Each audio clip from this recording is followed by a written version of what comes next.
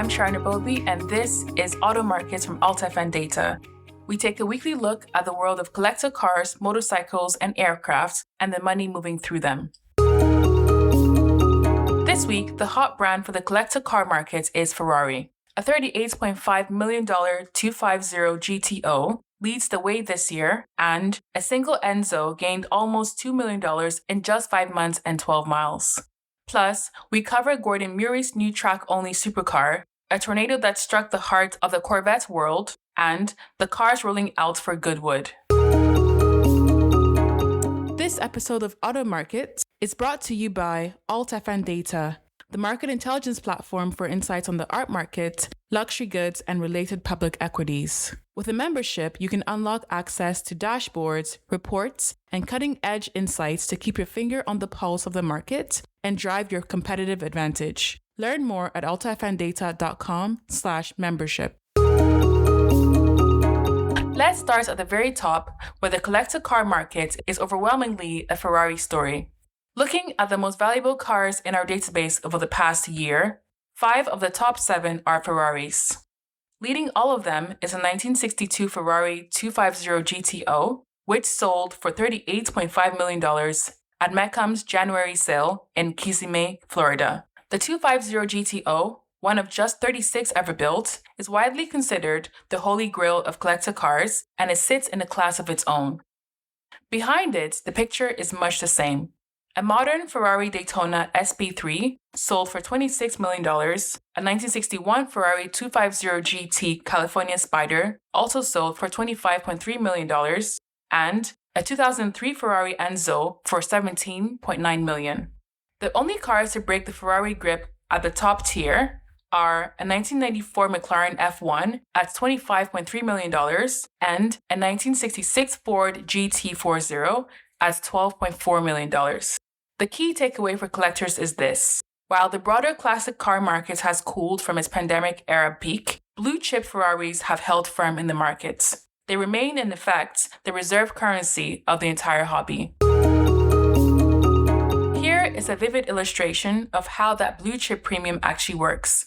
Hagerty reports on a single Ferrari Enzo that, in just 5 months and 12 miles of driving, gained almost $2 million in value. To give a bit of background, the Enzo is Ferrari's early 2000s flagship.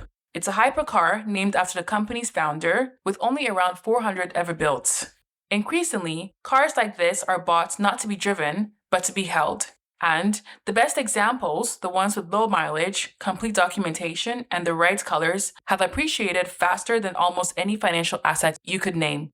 That is exactly why we track these results car by car. When a machine is this rare, a few months and a dozen miles can add more value than most people earn in a year. Gordon Murray, the engineer behind the legendary McLaren F1 of the 1990s, has debuted a track-only version of his latest supercar, the T50s, named in honor of the late Formula One champion Niki Lauda. With a screaming V12 engine and almost none of the electric aids of a modern car, it is a purist machine and a multi-million-dollar one. And at the other end of the spectrum, Classic Car this week spotlights a rare turn of the Millennium Lamborghini. The cars of the late 1990s and early 2000s, the Diablos and early Murciélagos, are firmly collectible, with a younger generation chasing the posters that hung on their bedroom walls. On a sadder note this week, a tornado in Effingham, Illinois, has destroyed Mid-America Motorworks, one of the best-known Corvette parts and restoration businesses in the country, along with its beloved My Garage Museum and Collection, according to Hemmings. For the Corvette community, it is a genuine loss, both of a long-running family business and of a piece of the Marquis' heritage. Our thoughts are with everyone affected. On the calendar, the summer season is ramping up. The Goodwood Festival of Speed, the great British celebration of motorsport and car culture, is upon us. In a sign of the times, a life-size Lego model of a Koenigsegg just set a record climbing the famous hill climb. In California, the 31st Rodeo Drive Concourse brought out its usual parade of exotica. And for those looking to buy, notable machines on the market this week include a 1935 Duesenberg Model J dual cowl Phaeton, a 2004 Porsche Carrera GT, and a full docket at the historic sale at Wintersview Lakes in the UK. Now for the two wheels with motorcycles. Moto Guzzi, one of the oldest names in motorcycling, has patented a V-twin hybrid powertrain, a sign that even the most tradition-bound marquees are not preparing for electrification. For what it's worth, the top motorcycle results in our own database are vintage racing machines, led by a Honda RC174 racer and a 1968 Honda CB750 prototype, each around $300,000 sold at Mecum. That is a fraction of the car numbers, but it represents a passionate and steadily growing collector market in its own right.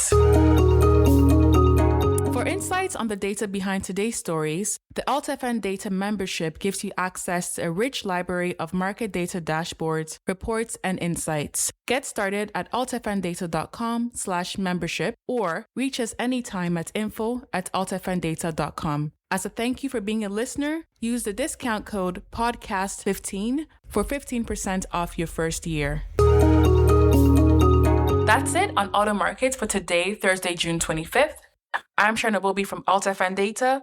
Open bid is back tomorrow morning at 6 a.m. Eastern, and closing price is this evening at 5 p.m. If you enjoy the show, please subscribe and leave us a 5-star rating.